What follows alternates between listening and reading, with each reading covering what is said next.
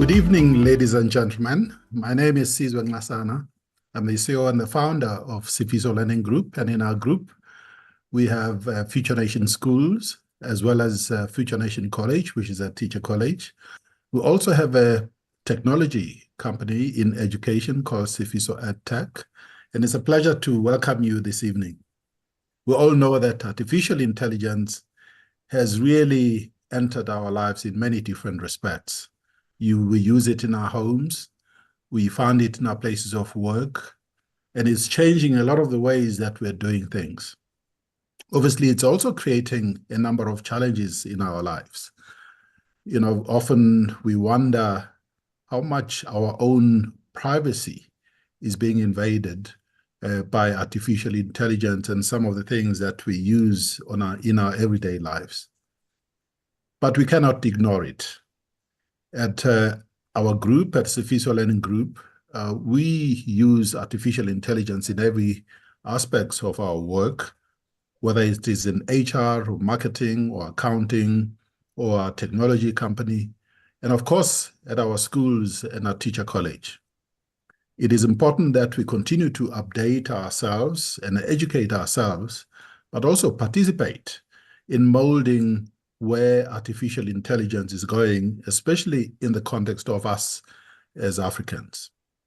It is in this regard that it's a real pleasure for me to introduce our two preeminent speakers on the topic, starting with Dr. Mark Nasila, who's the Chief Data and Analytics Officer at FNB Risk. He's also a trailblazer in AI and data science. He's an AI and data science and data strategies expert at Singularity Group, a professor at the University of Johannesburg, and has received a PhD in mathematical statistics from the Nelson Mandela University at Joburg. He's renowned for revolutionizing banking with AI. He's spoken at major conferences and has received multiple accolades and awards as a top innovator in his field, particularly in AI. He is also known for writing the best-selling acclaimed book, African Artificial Intelligence. So ladies and gentlemen, please join me in welcoming none other than Dr. Mark Nasila. We also have with us our own Xoliswa Mahlangu, who is head of our digital learning at Sifiso Learning Group. And she's very much involved in shaping how artificial intelligence is used, not only at our schools or college, but also working with a lot of our partners in public schools particularly. So let me take this opportunity to hand over to Dr. Mark Nasila, and over to you, Doc. Thank you so much, Dr. Xoliswa. And I'm really honored to join you today in this monumental event at a time where technology and specifically artificial intelligence is reimagining everything. It goes without saying, like you mentioned, AI is being spoken about in every platform, is being spoken about in every sector, is being spoken about in every industry, because as a technology and what we've seen since the advent of ChatGPT about 2.5 years ago, it's reimagining the future of work. It's redefining industrialization. And if I'm not wrong, what someone said, it's changing the meaning of life. And education is not different. The education sector is not different. And most important, the education sector is the backbone of the success of any society or any country. And therefore, this technology will be at the center of not just reimagining the role of education, but also how the education itself constructs in society. But most importantly, us as an African continent or in South Africa, we need to make sure we use AI while keeping in mind our own identity. In other words, building it while articulating its role in our reality. So in today's conversation, we're going to start by, talking about, cover the basics. What is AI? I think the term AI and machine learning are words that are being used a lot in every platform today. Then we'll talk about how can we make AI work for Africa and South Africa? What does it mean to build AI strategies to reimagine the education sector while keeping in mind the reality of South Africa? What challenges do we face, and what are those opportunities where AI can realistically play a role? And while we do this, we'll try learn from other regions across the world and make sure we apply this in the right manner in relation to opportunities we have for AI. So let's get going.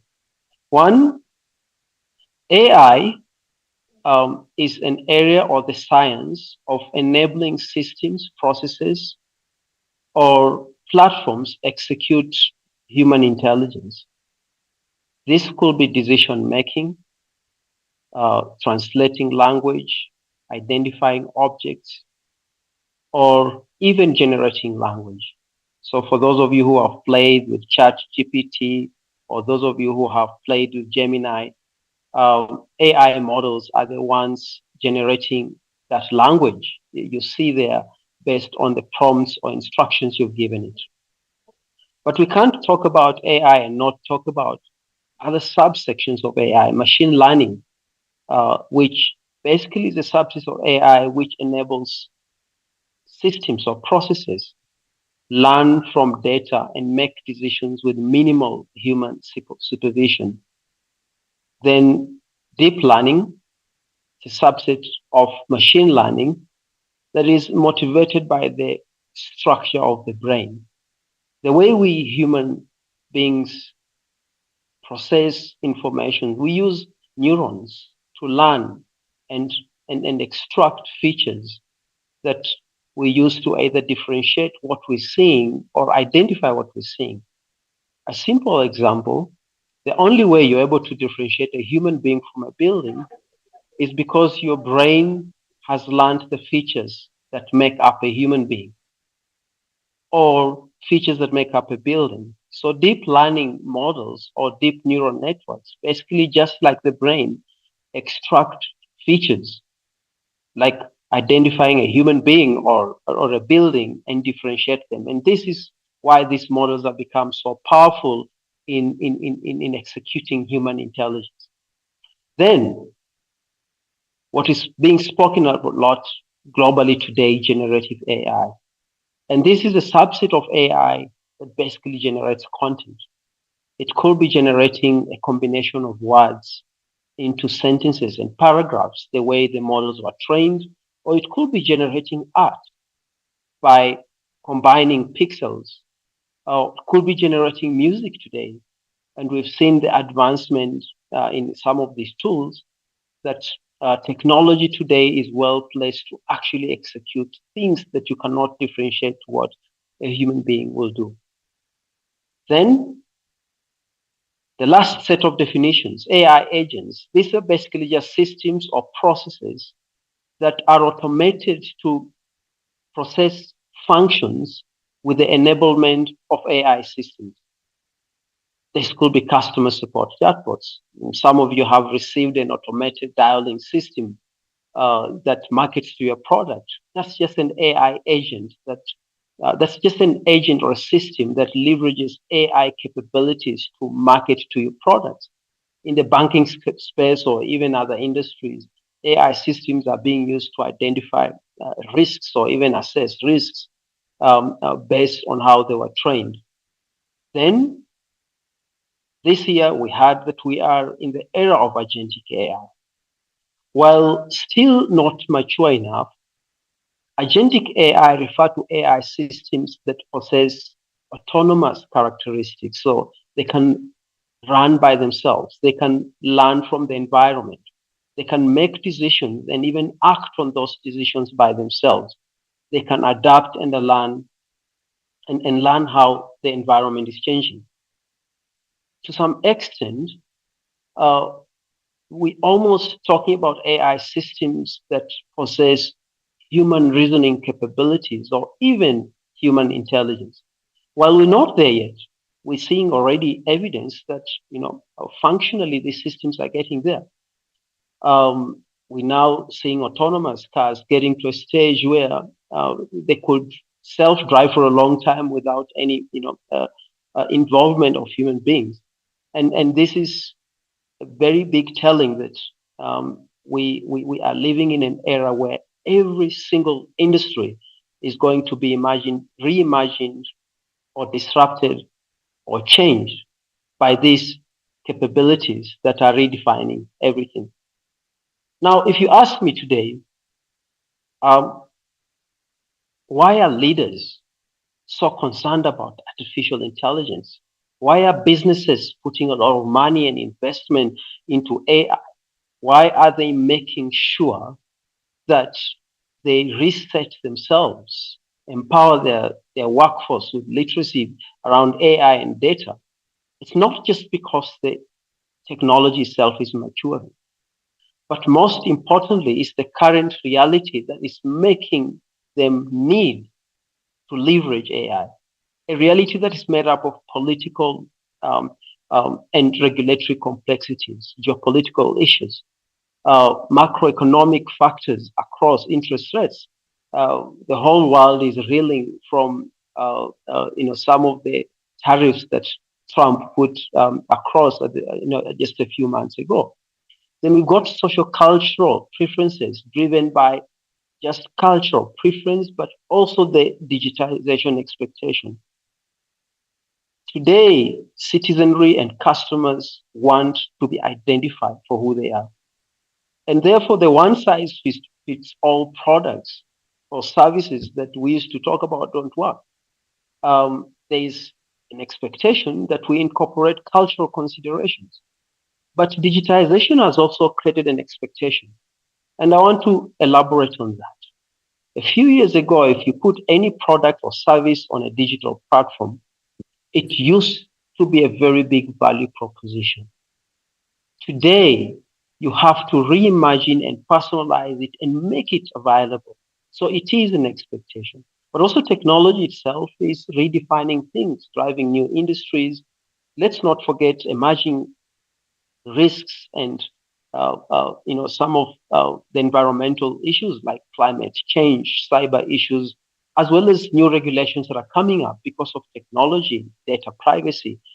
This complex reality has made leaders realize doing things the old way will never work. The old ways of that's reactive, it will not cut it. And we're now looking to AI as a mature technology together with data that can help us drive efficiency through automating things that must be automated, driving effectiveness by empowering people to express their warmth so that tasks that are mundane and require less empathy can be done by technology, making sure that experts, like, for example, doctors, investigators, leverage technology to exercise their expertise, making sure that we come up with better ways of dealing with the current reality, uh, where we can be proactive in making decisions, leverage alternative ways of understanding what is happening so that we can keep up with what is happening. Now, the education sector is not different to this reality. Education as a sector is important for any country, leave alone the African continent.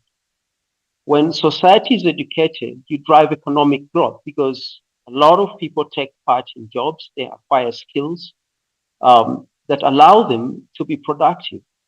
It's been proven that when a lot of people are educated, then society is also healthier because people are able to generate income and they're able to sustain themselves and access medical services.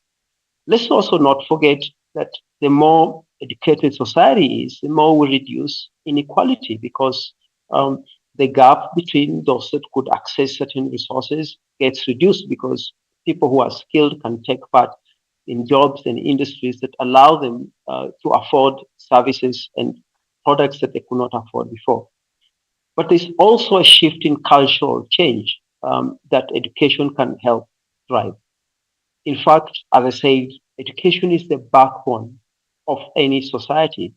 And this is why the change that we're seeing in technology is not just being spearheaded within the technology industry, but also as a sector, it's responsible for powering other sectors and bringing them together into this future we're talking about. But for us to reflect and make sure that technology, and that's a technology specifically like AI, is useful, we have to think of its role in relation to our unique identity. Why is this important? The value of a technology, and specifically AI, comes from what you do with it and how much you do with it. The what part is driven by the reality we face. And by this, I'm talking about the current state of our education systems or challenges or opportunities. And this would lead us to what will be my second point of discussion. How can AI reimagine? The opportunities for reimagining or the opportunities for AI comes from our current reality. But while we're doing this, we must emphasize on Africa's identity, an identity that is driven by those challenges. But also, what's most important, while this technology is being spoken a lot around, in every platform, we also see very little success across all industries. And a part of it is some of the challenges and considerations that should be in place to successfully implementing AI, making sure that AI works for the education sector or even any other industry. Then we'll finish this discussion with 2 points. How does the road ahead look for AI with the opportunities that are available? And I will finish with a brief call to action.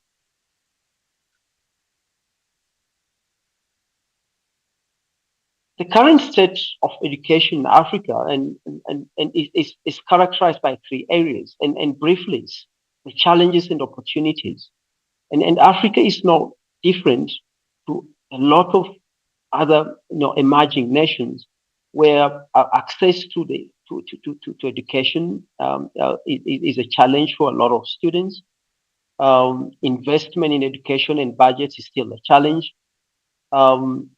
There's a shortage of teachers, and what you see on the graph there, for example, Africa, the sub-Saharan Africa, has the highest demand of new teachers and need more teachers to be able to meet its targets. When you look at some of the inequality issues we face in Africa, they're contributing to some of the challenges we have today. I just want to give you examples. Now, studies done by UNESCO showed that in Africa, when you look at the amount of money spent on education between 2015 and 2020, that amount has reduced by $77 billion. This is a challenge. When you already have challenges and the budgets are reducing, it means you're likely to even see worse results. In South Africa, 1 out of 5 children are not in school. 7% of students repeat school. So and this is actually 2% higher than the normal average. Because of a lack of resources like infrastructure or digital access or financial constraints, some schools are well placed to perform much better. As an example, a study by Amnesty International found that the top 200 schools in South Africa outperform the following 6,600 schools in math. This is some of the challenges that are opportune for AI to help, solve for them technologically by either reimagining things, digitizing things, or even ensuring that we equip teachers so that they can be able to execute the human aspects of their work. Then, Africa has a rich culture uh, from language, from knowledge, but this knowledge is not fully represented in technologies that we're seeing today. The advent of ChatGPT also made us realize that the technologies, especially developed in Western countries, just went and took data from the web and developed large language models. And therefore, you'll find that these algorithms and systems that we have that are being integrated in education systems across the world do not have African or South African context. They're very unclear about intellectual property around culture and what it means, for the challenges and opportunities we have.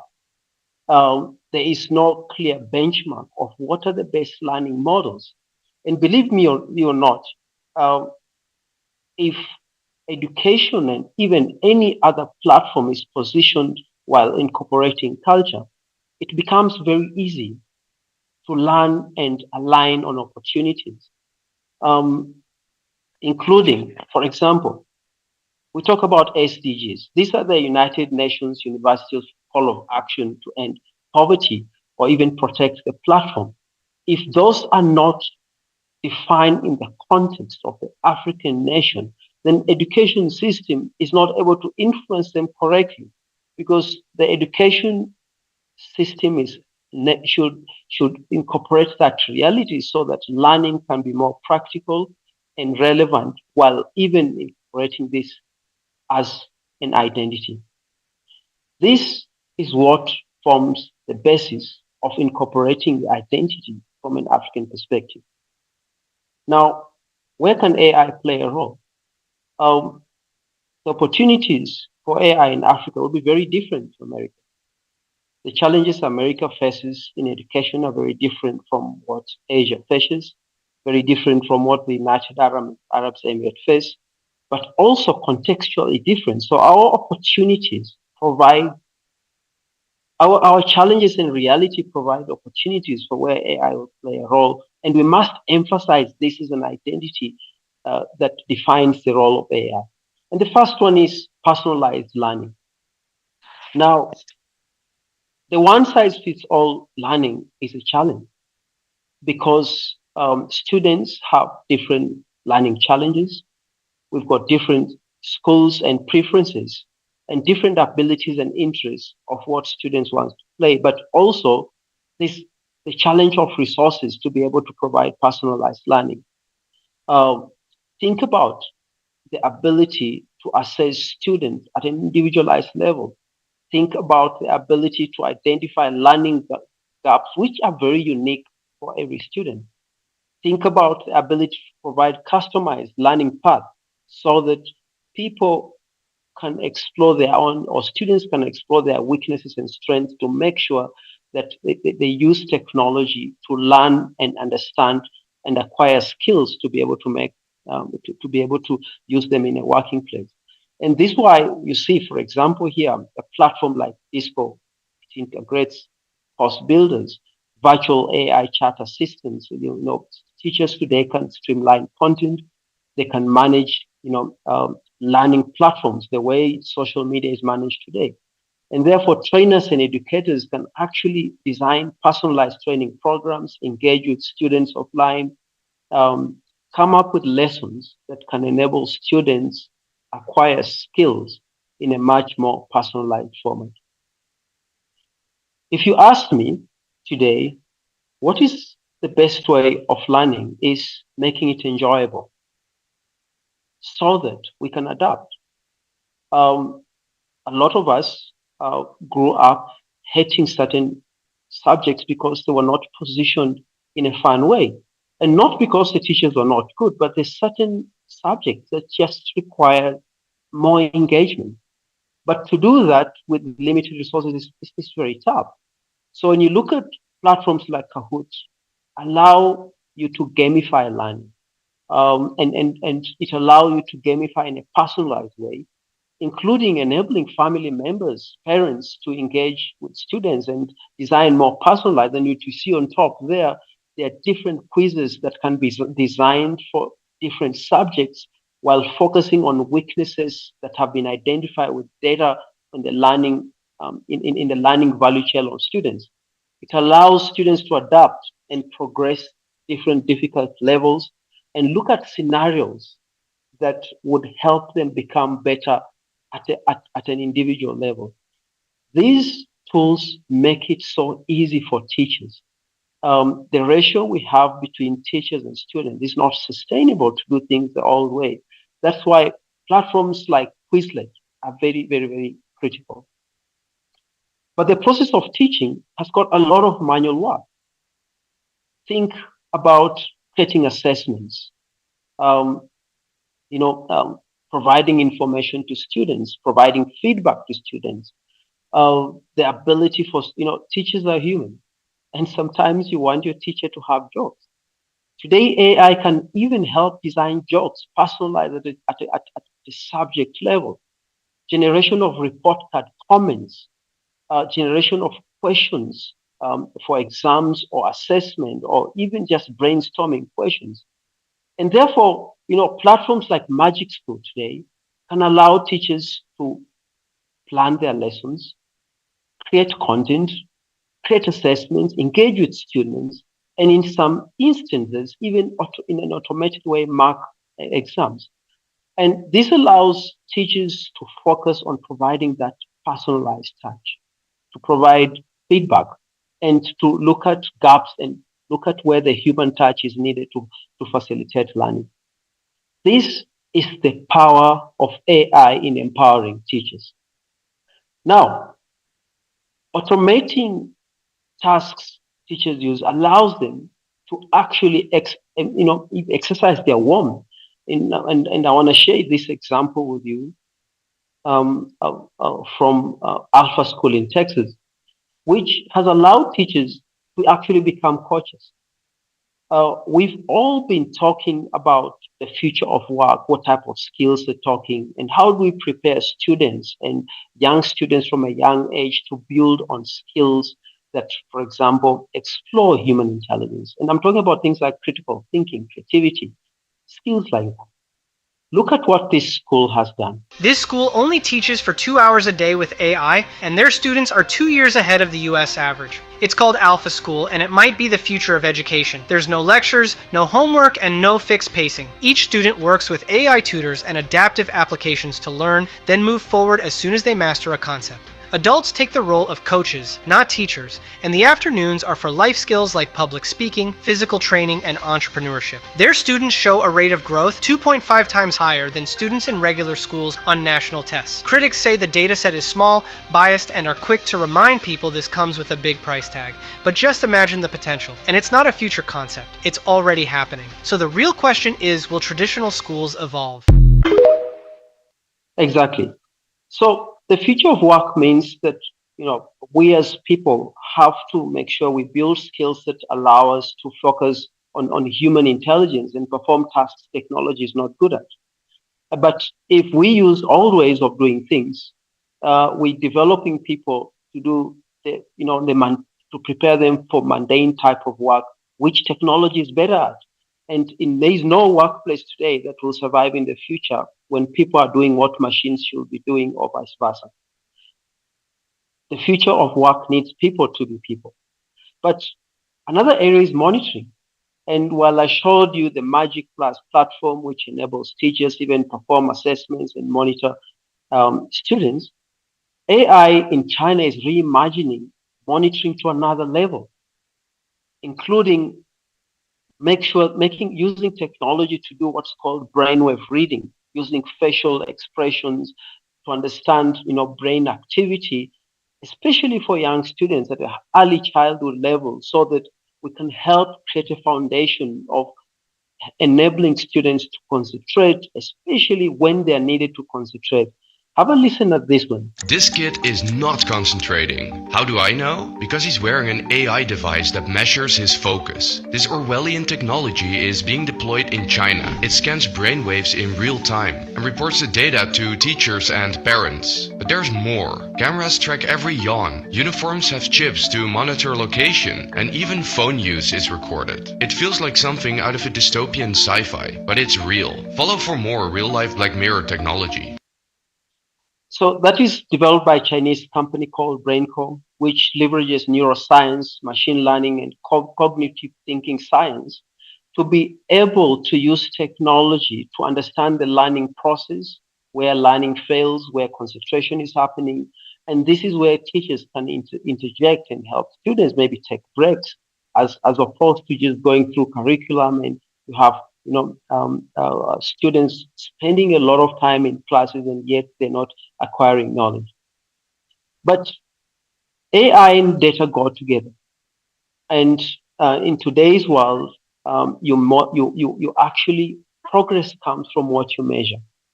And today, a lot of platforms allow capabilities to leverage data being provided by various platforms to allow investigators to understand outcomes. What is it that is influencing students to perform better? Recommend lessons at a personalized level. Allow students to access gamified lessons. And like this is an example called Dreambox, which looks at the student's style of learning, because we got different abilities of processing and acquiring information. A platform like this provides that personal touch in the way it engages with students so that it can facilitate them to process information.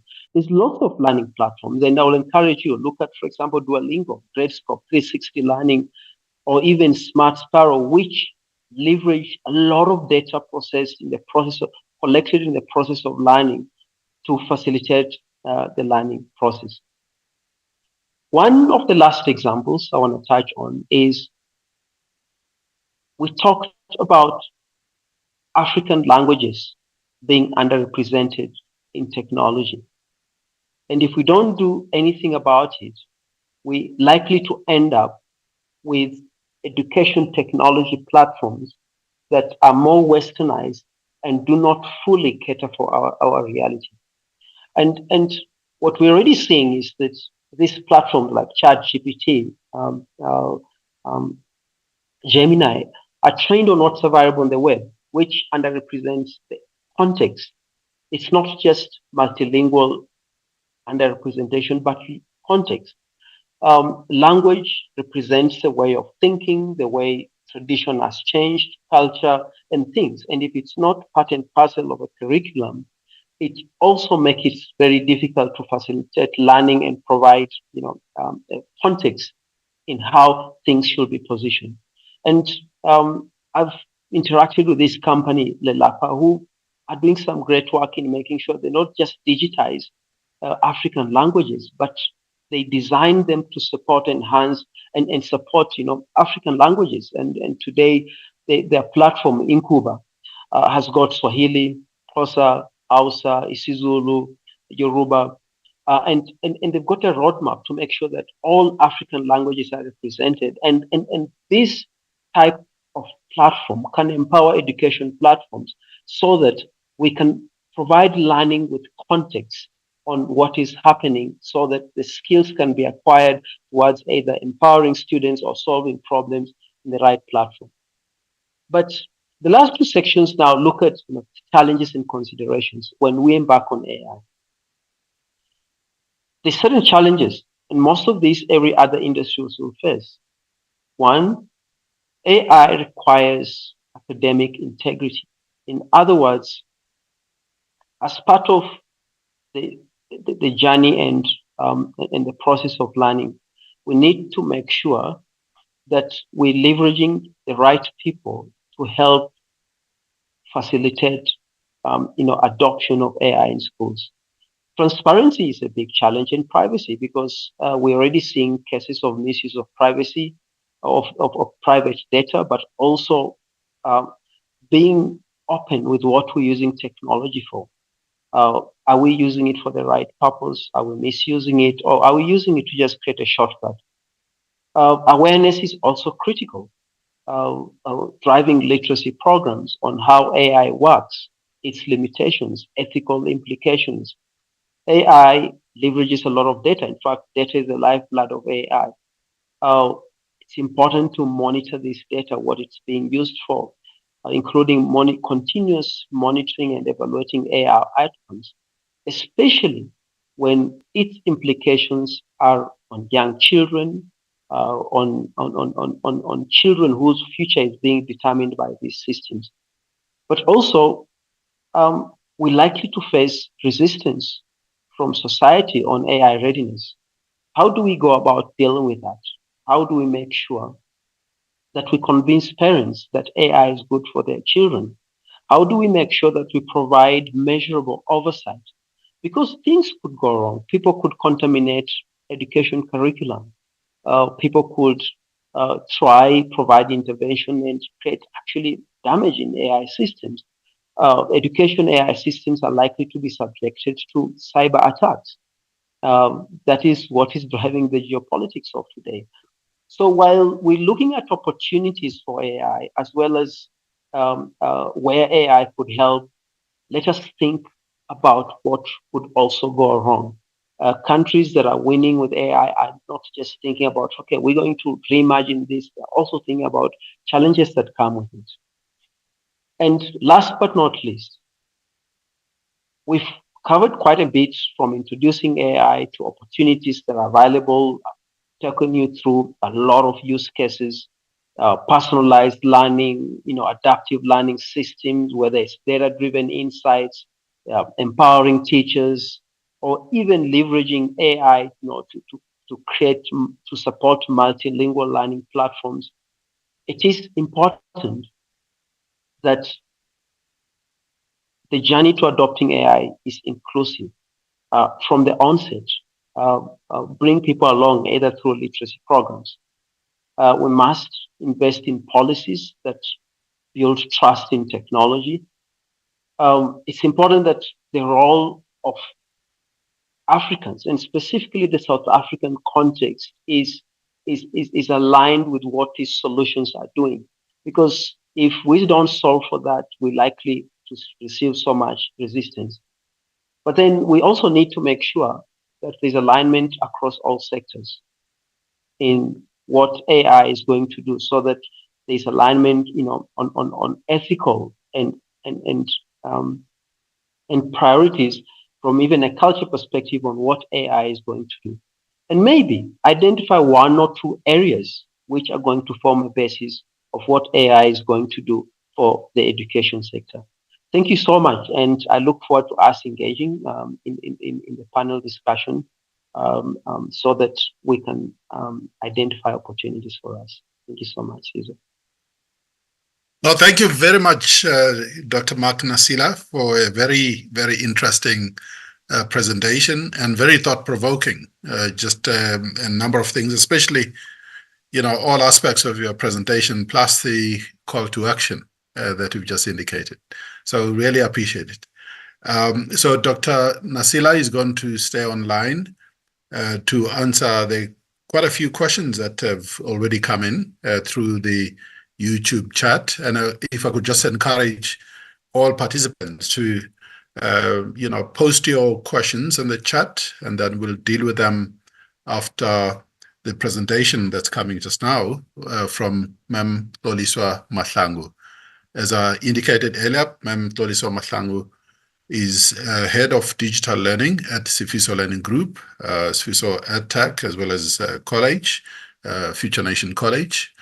And she holds a master's in software engineering from Wits University. So without further ado, over to you, Xoli.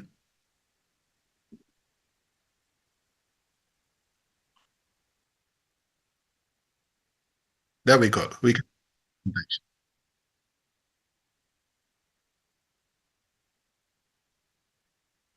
Hi, everyone. Just reeling in and taking in the moment from all the wonderful lessons learned just from the previous speaker. And I think some of the points that I'll cover are going to just solidify some of the points that he has mentioned. I'll be looking at AI in education and us navigating with purpose, a future with purpose.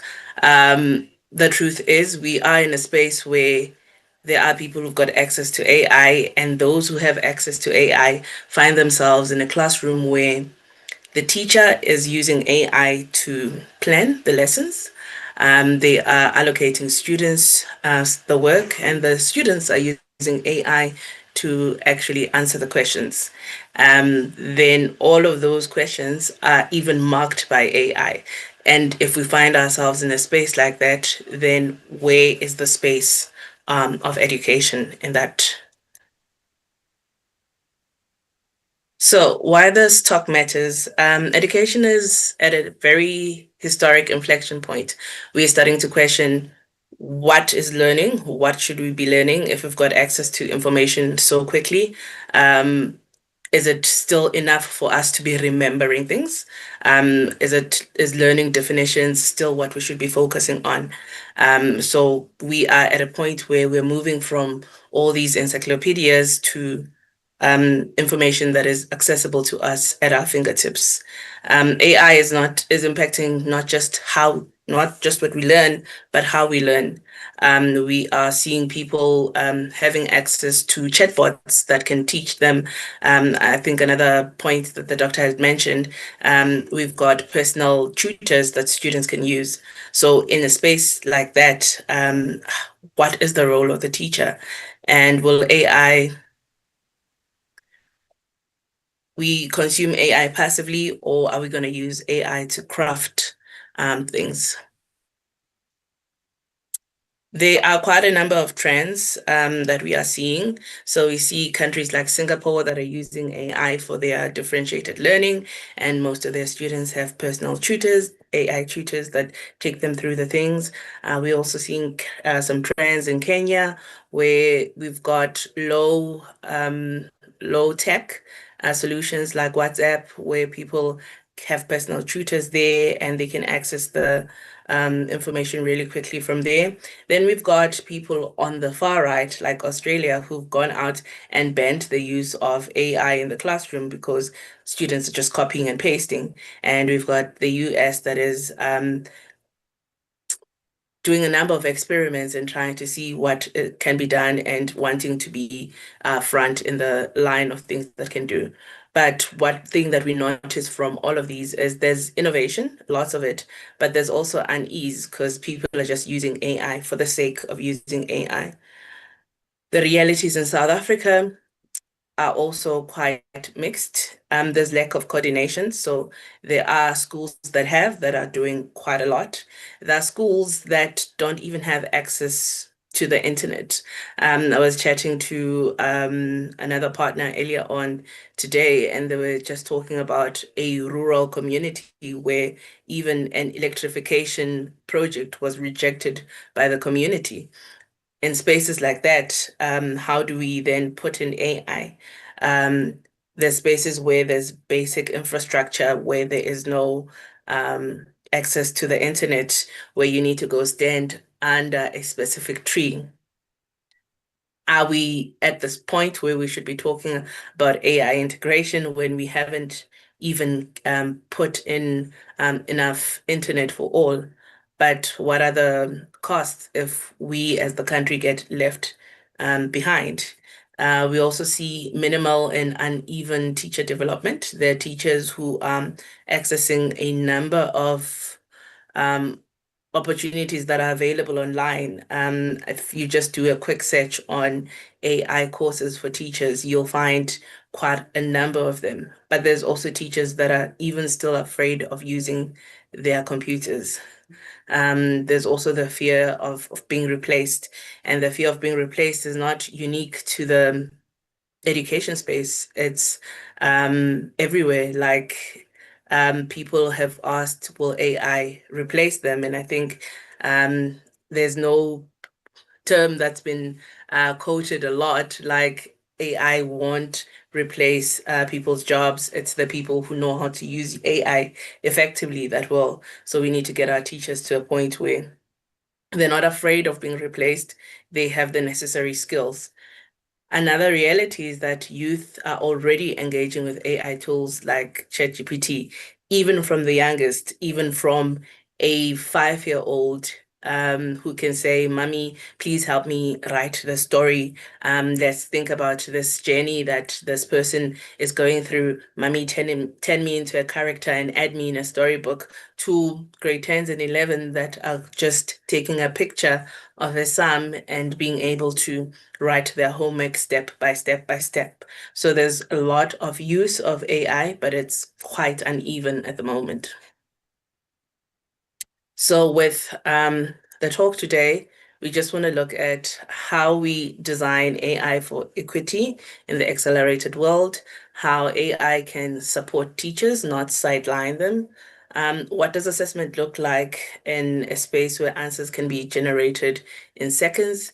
And if education is the foundation of every other industry, what happens if we get this wrong? We'll also look at what are the missed opportunities if we act slowly or not at all. So we move into shifting the foundations, right? We've spoken a bit about AI in the classroom today. Students are using AI apps. They're using quite a lot of them. There's Brisk, there's Gemini, there's quite a lot that students are using. And for a lot of teachers, they feel like as soon as they've discovered all the tools that the students are using, students go and find more. There's so much competition in the AI space currently. Things which were the buzz 3 months ago are now obsolete. The change is happening quite quickly. Teachers are starting to explore use of AI. I think the doctor showed some really cool tools that are helping them with planning, helping them with comments, helping with engagement. There's quite a lot that is already happening. Schools are already using chatbots for customer service and in a lot of their websites. And some tools are making AI more transparent. I think just a spotlight on one of the tools is MindJoy, where you can go set up your class as a course. And even though the students are using AI for personalized learning, the teachers have a view of what is happening. Teachers have a view of the questions that the students are asking. Teachers have a view of the communication between the chatbot and the student. They have a view of where they're struggling, and then they can go into the classroom and have an informed intervention. It's one of my favorite tools to use, even when I'm using it with adult learners, as we do quite a lot of training for older people. It's a great tool to use on the first day of training just to figure out what questions people have and questions that they might be afraid to ask in a classroom full of people. They've got the confidence to ask them to this chatbot because it doesn't feel like they're talking to somebody personally. The use of AI is also increasing the digital divide. So AI is a new dimension of inequality. We've spoken about spaces that have access to electricity, spaces that have access to computers, spaces that have access to the internet. Now we're adding another dimension, spaces that have access to proper use of AI. This is making the divide between those who have and those who don't have a whole lot bigger. Affluent schools are piloting learning companions, and without intervention, AI will deepen the learning gaps really big. Teachers also have some concerns. Like, will AI replace me? No, it won't. Teachers who use AI might. Many teachers lack confidence in using even the basic digital tools. They're feeling overwhelmed with a lot of the AI tools. How they market them is a tool that's going to help with planning and give you your time back. But if you're not using it strategically, it can also take quite a huge learning curve. There's confusion about what AI is. A lot of people just think generative AI is that AI, it's the be all and end all. But what if it's not being used ethically? We know that most students are just using AI to go copy and paste the answer. So we need to make sure that training is there and it's not as fragmented.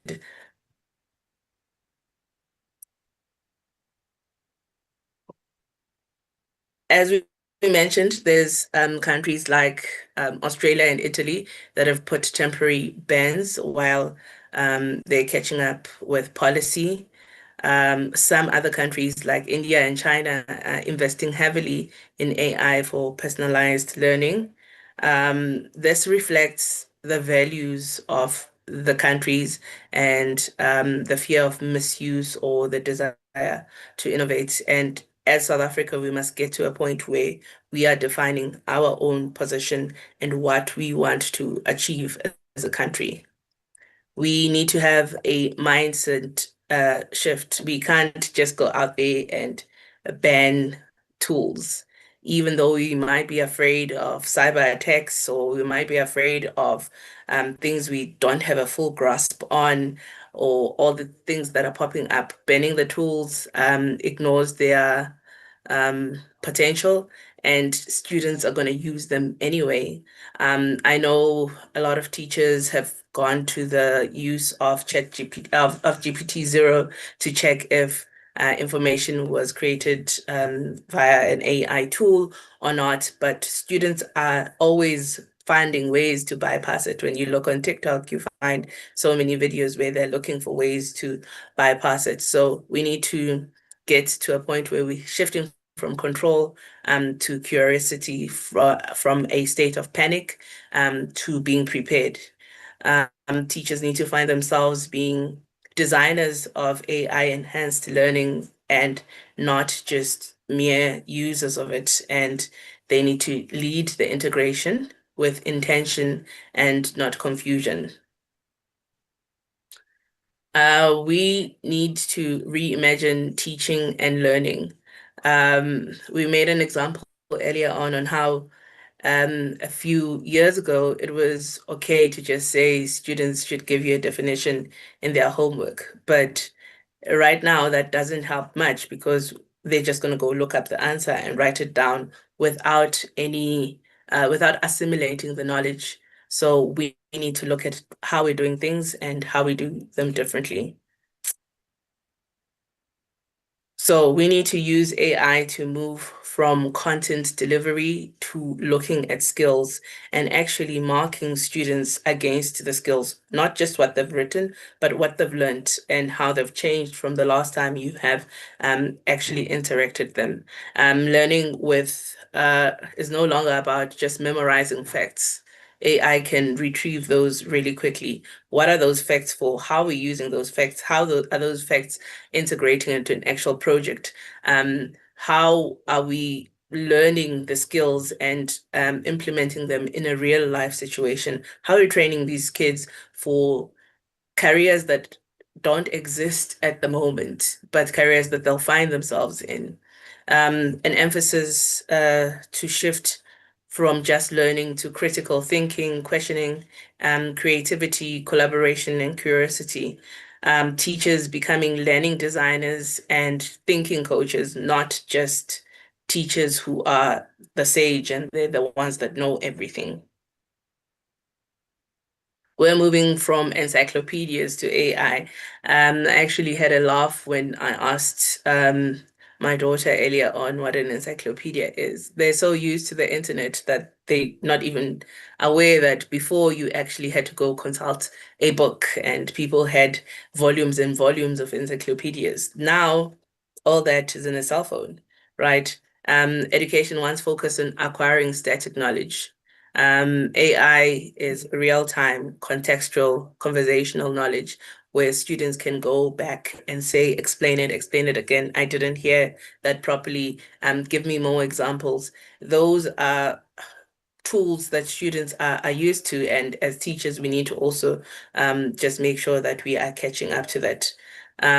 Learners need to evaluate, validate, and interrogate this information, and AI should be used to ignite inquiry. Projects are awesome when we are working with the AI space because they look at the passions of the students, they give them the ability to play and interact with their peers. And AI and PBL, I feel like they are a marriage made in heaven because students get to use their AI as a thinking partner in solving complex problems, but they can't just go copy. They need to engage with it. They need to interact with it. They need to ask it questions. They need to also add in their things, their thoughts around it. They can't just go copy and paste something from the internet. It needs to solve a real life problem in their context, which is not something that has been seen by models before. Another fun way to use AI to build the brain is actually building robots. We've got really cool robots that have got AI embedded in them. So students already are learning about natural language processing because the processes that they are using with our UbiTech kits have it built in. With our Electrics kits that mainly run from the microbit, we've got an AI lens that can do facial recognition and can recognize signs. Students interacting with these projects gets them to see how AI actually works, not this magic where you just punch in things and it gives you all these answers, but they actually get to create these models, see how models learn, and just have an understanding of what AI is and how they can contribute to it. Using a Raspberry Pis to build basic AI systems that don't necessarily need the internet. And AI must be integrated into real world interdisciplinary learning to build resilience and relevance. Projects and project-based learning help us to use AI effectively and just shift in the way we think about learning in this space, in this AI era that we find ourselves in. Another thing we need to be quite aware of as we are dealing with AI is avoiding cognitive short-circuiting.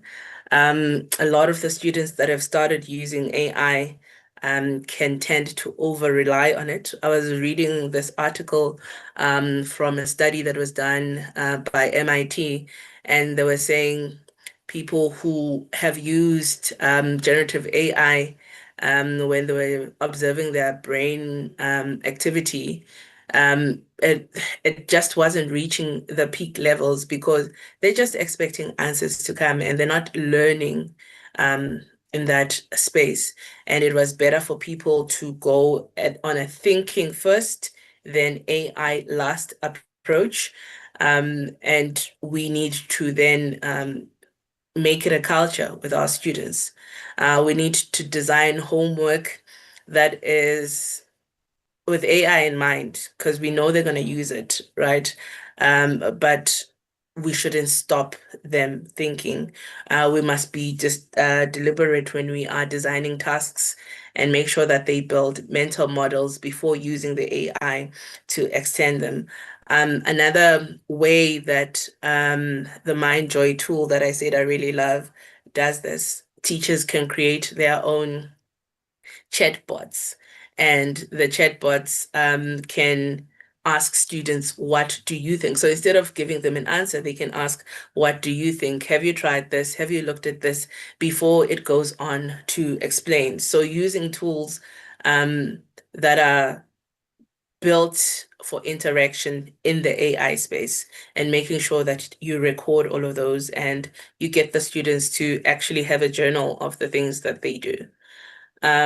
We also need to teach the inner workings of AI, so make sure that students are not just using AI, but they understand how it works. They understand the data, the algorithms, the training, how it's trained, the biases of the system, and some ethical design that they need to just think about as they're using the AI. We need to get them working on simple models in Scratch or Teachable Machine to emulate how these systems that they use every day works. And we also need to rethink assessment. A lot of assessment right now is past papers that are reheated and are given to students, right? That creates predictable prompts, and it makes students just copy and paste. As they're going over their exam prep, they're just copying and pasting. We need to create assessments that are not just looking at past papers, but assessments that are building in the skills that we want the students to learn. Generative AI can turbocharge cheating. We need to make sure that our learning and our planning lends itself to a space where people can't just easily copy and paste and cheat. With the skills mismatch, we're creating students that know the information but don't have the skills, and industry is looking for people that have got the skills. So in the classroom, we should be evaluating the skills. One of the things that I really like about the coding and robotics curriculum that was made formal last year that still needs to be rolled out is it looks at competencies, and as you are working through the content with the students, you are marking them on the skill and how they're growing in the skill more than just what terms they know and how they can use those terms. So just that skills match. And we should use AI to diagnose learning and not just for churning out answers really quickly. Principles for next generation assessments is having authentic tasks. So tasks that getting students to solve real life problems, focusing on the process more than the product, being transparent about AI use and making sure that they declare their AI use and having a continuous feedback loop. These are some of the models that we can use for our assessments, like digital portfolios, where we look at artifacts and the students' reflections, live demonstrations and simulations and fairs, where we get our students to explain the work to a panel or an avatar, item banks, embedded analytics that use low bandwidth apps and track the learning, and peer and self-review and make sure that we put emphasis on those. We need to audit our current assessments and make sure, just look at where they invite AI shortcuts.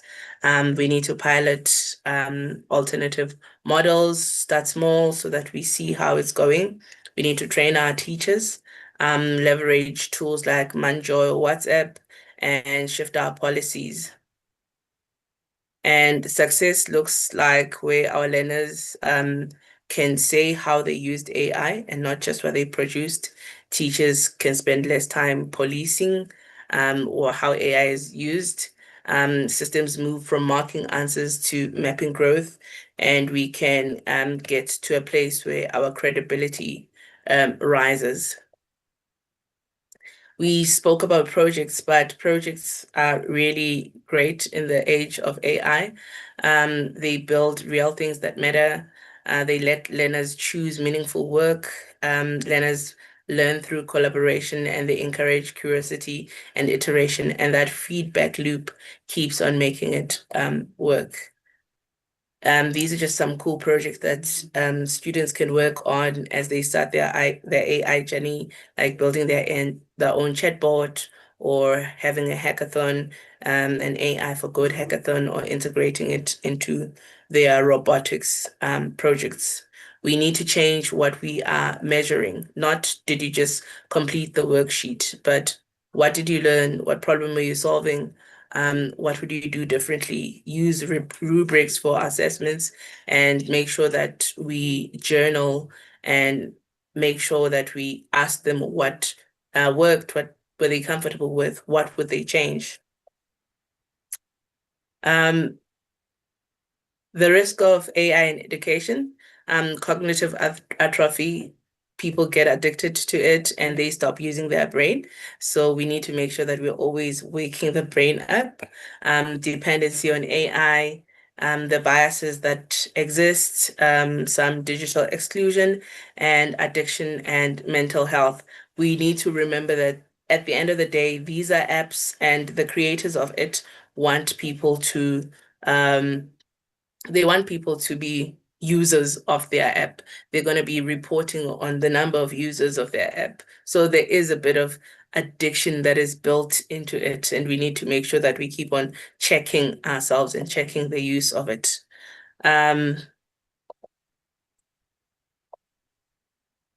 These are the opportunities that we would miss if we are being slow or we wait.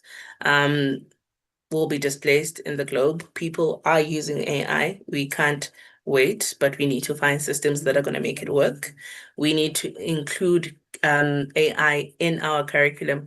I was just looking at the coding and robotics curriculum and mapping what is done in each grade that introduces AI or gets the students to interact with models in AI.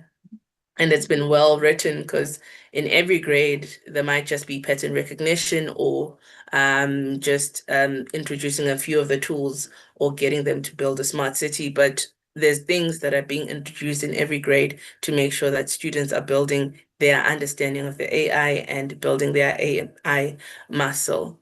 If we don't look at it, we might be undermining our teachers. So if we're not skilling our teachers to be able to deal with AI, students might just think that AI knows more than the teachers and think that there's no value for the teachers. I don't think there's ever going to be a world where teachers are not important in the classroom. We've tried so many models where we were saying technology first, but for effective learning to happen, even if a teacher is in the classroom as a facilitator or a coach, we need that teacher to guide the learning process. We can't bypass innovation. We need to look at it, and there's so much money that we could be making as a country from running on the AI trend. We need to get on the track and make sure that we're innovating solutions for our space. We need to look at our policies. We need to look at how we empower learners and teachers to be builders of AI. We need to make sure that we are not creating or widening the gap. And we need to just think, are we preparing students for jobs that will use AI or jobs that might be replaced by it? And what does a missed AI moment look like for the development of innovation and education? I think I want to leave us on these questions, and we will answer more questions during the question and answer session. Thank you. Thanks very much, Claudie, for that presentation. We already have a number of questions that people have posted in the chat. So I'll just start with the first one. And maybe let me just start with the ones that directed to you, Dr. Mark Nasila, particularly relating to some of the acronyms that you use. You know, just please remind us what is DL, and some people just want the basics. What is generative AI? If we just repeat that again, please. All right. So DL is deep learning.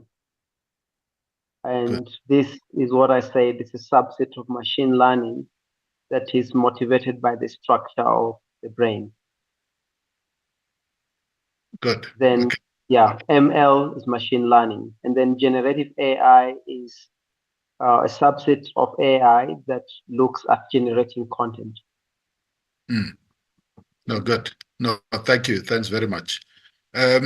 You can decide. Some of these questions, you know, can be directed to either of you.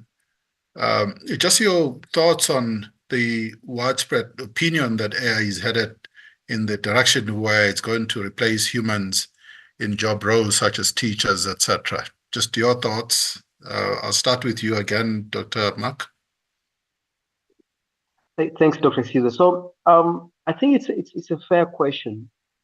What we understand is that there is no organization today across the world that will survive by people doing things the old way. So even those schools or education platforms that will have teachers doing manual things will not be able to keep up with the demand for good education.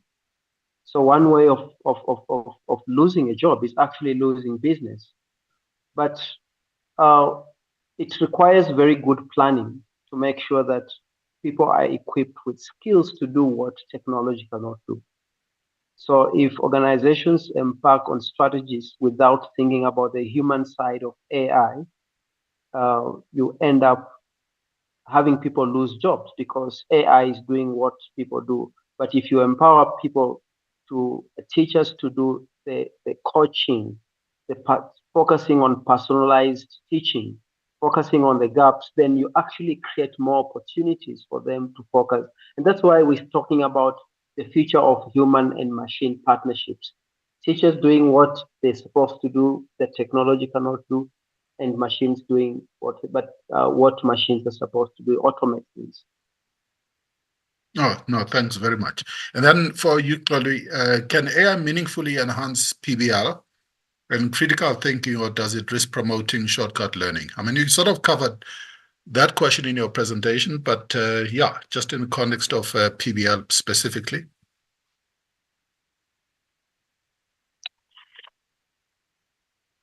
No, I think AI and PBL work so well hand in hand. And when working on a project, students are not just copying and pasting. They're working on a real life situation and they need to provide context for that situation. There might be use of AI in that project, but because there's a different goal and not just knowing what the terms are, then they can constructively put in that information within the project.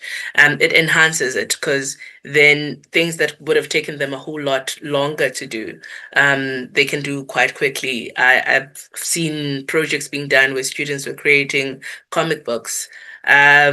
Before the age of generative AI, it would have taken students being able to actually use design tools. But because of the power of AI, they can then just shortcut some of the things.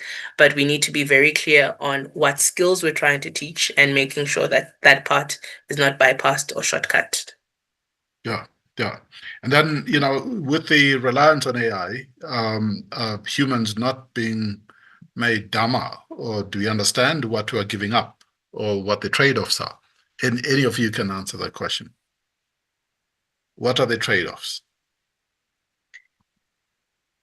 So with the reliance on AI, we need to train our students to be able to think about models first. So before just throwing something on AI, they need to be able to solve it themselves. There's still some cognitive skills that they need to learn and make sure that they're just using AI as a checking tool. So some of the things that teachers can do, if they know that students are going to use the AI, put in a few bugs in whatever solution they're going to give them and get them to actually use the AI to go figure out what the bugs are and use it as a tool where it's explaining the core steps in what they're trying to do.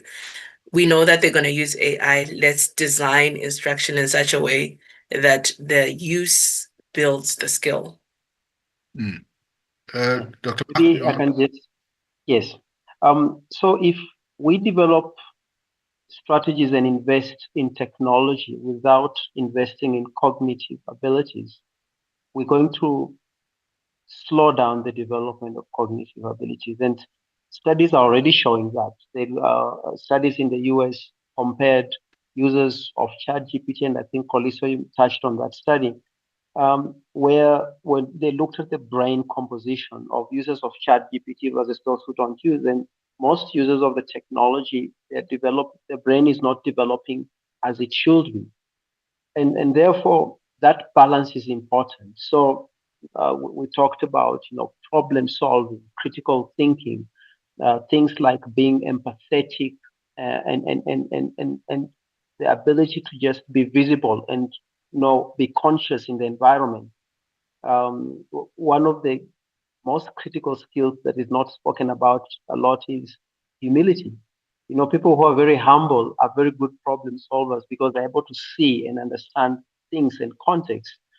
Those are things that we must also develop at the same time while we actually implement technology, or else we're going to be working for the technology other than it working for us. No, thank you. And then a question, are there any schools in South Africa which have adopted AI at the level and depth which both you, Dr. Nasila, and you, Xoli, have presented? Do you have any idea how much schools are using? Other schools that are using a lot of these tools or not? So I don't have a view of schools, but I can confirm that a lot of tertiary education schools are using AI already in their assessment programs. They are allowing students to leverage AI to accelerate their research programs, but they're also making sure that they start changing how they do assessments because already things like Gemini, ChatGPT are complicating the way things are being done. But across the world, actually, it will be very. We have very few schools, in at a high school or primary school level or early childhood development level that are leveraging AI at that level. Xoli, just based on your experience working with schools?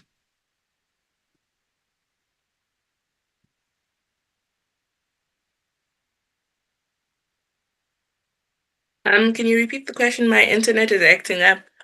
Oh, sorry. Just are you aware of schools that have adopted AI to the level that you and Dr. Nasila presented in South Africa? So there are some schools that are trying a lot of projects.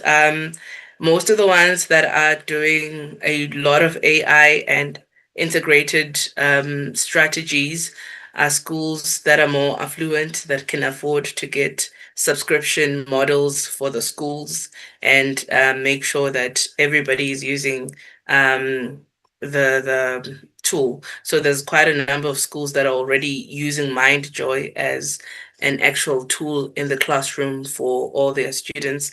There's schools, I know of a lot of teachers that are already using a lot of the tools like Risk, Magic School for planning. So there are schools that have started implementing AI. We already know that there's a lot of students that are using ChatGPT for answers and using also their WhatsApp for answers. So people are using it. The level of coordination is different at different price points. Yeah. Okay. And then, just statements here around a lot of the AI providers, who don't really understand the science of learning. You touched on that, Xoli, including insights from neuroscience and so on. So you covered that in your presentation, but any further thoughts in this regard? So with a lot of the ed tech creators of tech, even if they're using AI, it's quite important for them to have a view of the classroom.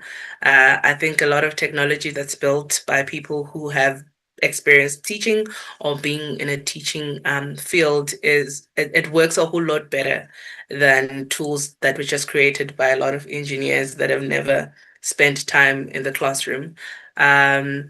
So getting yourself in that learning space and understanding the art of learning is very important for people who are building these tools, especially the ones that are supposed to support learning. Yeah. And then question on, what do you think is the age or stage when AI should be introduced? Especially talking about children here in schools. I don't have an actual age for it. I think in the talk I mentioned how even kids in preschool getting books with their characters, and they are contributing to the story, and they're seeing how the story works. I think in that space where it's guided and there's an adult that's helping them with that, I think it's acceptable. But when they are using it personally, I would personally say from grade 4, so nothing in the foundation phase. In the foundation phase, they're still building a lot of their cognitive skills.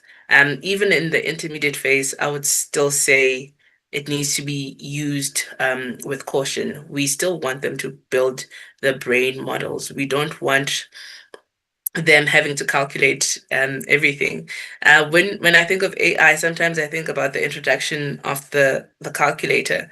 There's so many people who can't do mental maths, who can't add 13 and 25 and be able to come up with an answer. They over rely on the calculator. We don't want to create students that would over rely on the AI and can't make out their own mental models of the information. So, with guidance, not by themselves. And if we are using it as a tool, we need to be very purposeful of our use of AI. Yeah, no, thanks very much. And then, just closing remarks from both of you, starting with you, Dr. Nasila. First of all, Dr. Sizwe and the team, I'm very, very honored and thank you to have participated today. I think the world is going through a transformation like never before, a transformation that is changing everything. We have an opportunity to help create a better future, and education is the backbone of almost every industry, if not all industries. Africa is a very rich continent. South Africa is a very blessed country. And let's grab this opportunity to reimagine the future of education. It's going to take everyone's efforts to work together to make it happen. Thank you. No, thanks so much, Dr. Nasila. And Toli? Closing remarks. I think students are going to use AI. Let's make sure that we are creating systems that work well, systems where we've built and designed our learning with AI in mind, knowing that our students are going to use it. And let's also teach our students how AI works. Get them to use it as a tool and not a crutch. Get them to understand what it works like. Get them to understand a space where AI is not there and how they can still refer to their brain power. Let's get them to understand that the use of their brain is a superpower, and they need to be able to harness their superpower at all points in time. They should be using AI to enhance their learning and not replace. It's very great to be able to get answers super quickly and be able to get the work done, but they need to interrogate the tools so that they get the best out of their learning. AI and PBL work really well together, and students, even if they're not in a space that encourages project-based learning, they can start off with their own small projects where they get to use the power of their brain and AI to come up with really cool solutions for the South Africa that we find ourselves in. No, thank you. Thank you so much. As we conclude, let me just take this opportunity to thank both Dr. Nasila and Xoliswa Mahlangu for very, very illuminating presentation, and also just thought-provoking in how you responded to all the questions. I also just want to thank all those that participated in this webinar, particularly on the YouTube channel. Thanks very much. Yes, the recording as well as the presentation will be available on our platforms. So thank you very much and have a good evening. Thank you.